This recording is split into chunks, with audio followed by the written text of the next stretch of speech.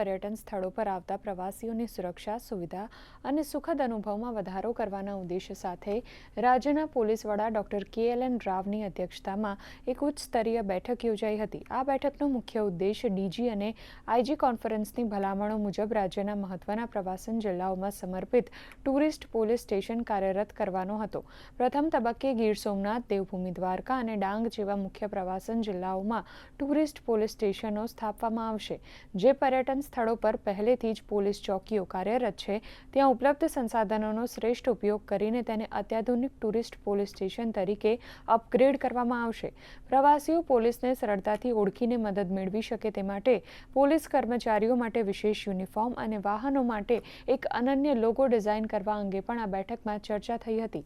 મુખ્ય પ્રવાસન સ્થળોએ પ્રવાસીઓની ત્વરિત સહાય માટે કન્ટેનર આધારિત માળખા દ્વારા હેલ્પ ડેસ્ક અને કિયોસ્ક તેમજ central interactive tourist police application વિકસાવાશે।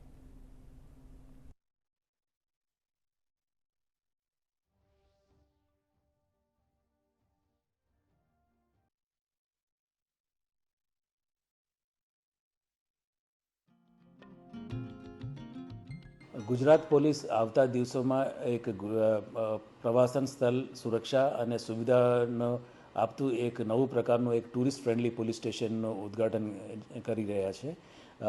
એમાં દેવભૂમિ દ્વારકા, ગીર સોમનાથ અને ડાંગ જિલ્લાઓમાં ત્રણ જગ્યાઓ પર આપણે ટુરિસ્ટ ફ્રેન્ડલી પોલીસ સ્ટેશનનું ઉદ્ઘાટન કરવામાં આવે છે, જેમાં જે ફરજ બજાવતા પોલીસના કર્મચારીઓ એક જુદા ડ્રેસ અંદાજમાં જોવા મળશે અને આ પોલીસ સ્ટેશન એ હેલ્પ ડેસ્ક તરીકે સહેલાણીઓને મદદ કરશે।